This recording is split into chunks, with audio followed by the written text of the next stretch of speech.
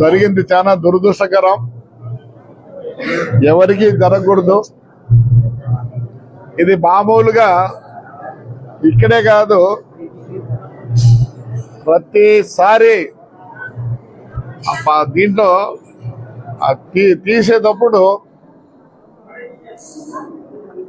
అది కింద పడుతుంది. ఎందుకు పడుతుంది అంటే ఒక మూల కంటే అది గాలి దూడుతుంది. దాంట్లో గాలి దూడినప్పుడు ఏమవుతుంది, మొత్తం కొలాప్స్ అవుతుంది. మనకు ఎర్రగుంటలో అయింది. CEO కూడా చనిపోయాడు, పెద్ద ఆయన. దానికి పెద్ద ఆయన చనిపోయారు, 11 మంది చచ్చిపోయారు అప్పుడు. అట్లనే HJKలో కూడా ఆ గ్యాస్ దాంట్లో చనిపోయినారు. అప్పుడు కూడా కాంపెన్సేషన్ HJKలో అయితే 15 లక్షలు ప్లస్ గవర్నమెంట్లోంచి అప్పుడు చంద్రబాబు నాయుడు గారు మేము గట్టిగా పోయి కూర్చొని అడిగితే ఆయన కూడా ఒక 4 లక్షలు 5 లక్షలు కాంపెన్సేషన్ ఇచ్చినాడు. జరగడం జరిగింది.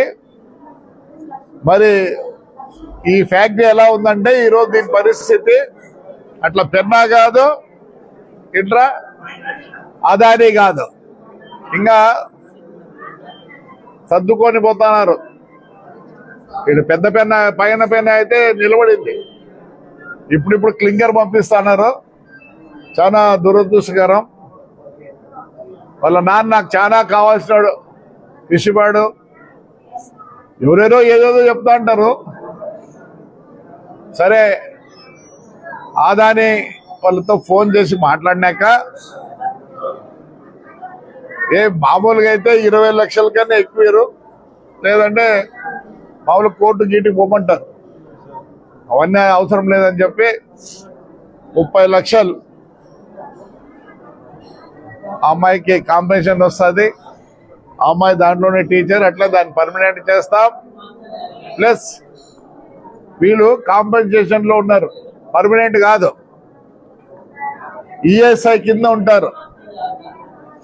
ఈఎస్ఐ కింద ఉంటారు కాబట్టి వాడికి నెలలో ఒక 10,000 అంటే అమ్మాయికి పెన్షన్ మాదిరి వస్తుంది. ఒకవేళ ఎక్కువ రావచ్చేమో కానీ 10,000 అయితే వస్తుంది. 10,000 నుంచి 14,000 లోపల. మరి అంతా వచ్చి రెచ్చగొడతా అంటారు. రెచ్చగొడితే ఏమి రాదు. మనం దాన్ని ఏదో నష్టపోయినారు వాళ్ళు. దురదృష్టకరం. ఇప్పుడు ఇంకా 2 ఉన్నారు చావు బతుకుల్లో. ఎక్కడ హాస్పిటల్ ఉన్నారు. 2కి ఏమీ తగలే, 5 మందిలో. అది దురదృష్టకరం. చిన్న పిల్లోడు ఉన్నాడు వానికి. అదే ఆ అమ్మాయి 2 ఎకరాలు ఆడ ఇమ్మని అడిగింది కృష్ణపాడులో. తప్పకుండా గవర్నమెంట్ భూమి ఉంటే వాళ్ళుగా చూపిస్తే ఖచ్చితంగా దాన్ని కూడా MROకి చెప్పి కలెక్టర్కి చెప్పి ఇప్పిస్తాం. కలెక్టర్తో లేడు, ఈ ముందు లీవ్లో పోయినాడు. జాయింట్ కలెక్టర్తో మాట్లాడితే ఆయన వస్తున్నాడు కృష్ణపాడుకి వచ్చి ఈ దాన సంస్కారం దానికి 1 లక్ష రూపాయలు ఇస్తాడు. కానీ నేను మళ్ళీ ఆల్రెడీ అశ్విత్ రెడ్డి ఇండస్ట్రియల్ మినిస్టర్తో మాట్లాడినాడు. PG భరత్తో మాట్లాడినారు. వాడు కొత్తగా అయినాడు కాబట్టి బాబా కొద్దిగా ఆలోచిస్తాం. మేము మళ్ళీ చూద్దాం. ఇంకా 1 లక్ష 2 లక్షలు 3 లక్షలు వచ్చేటట్టుగా ఇవన్నీ మేము ట్రై చేస్తాం. కానీ ఇప్పుడు నేను చెప్పినట్టు మటుకు నా బాధ్యత. పెన్షన్ ఈఎస్ఐలో ఉంది కాబట్టి పెన్షన్ 30 లక్షలు కలెక్టర్ గారు, జాయింట్ కలెక్టర్ గారు వచ్చి 1 లక్ష కూడా ఇస్తారు. ఆ అమ్మాయికి తప్పకుండా పర్మనెంట్ చేస్తాం. ఎందుకంటే ఎడ్యుకేషన్లో ఉంది కాబట్టి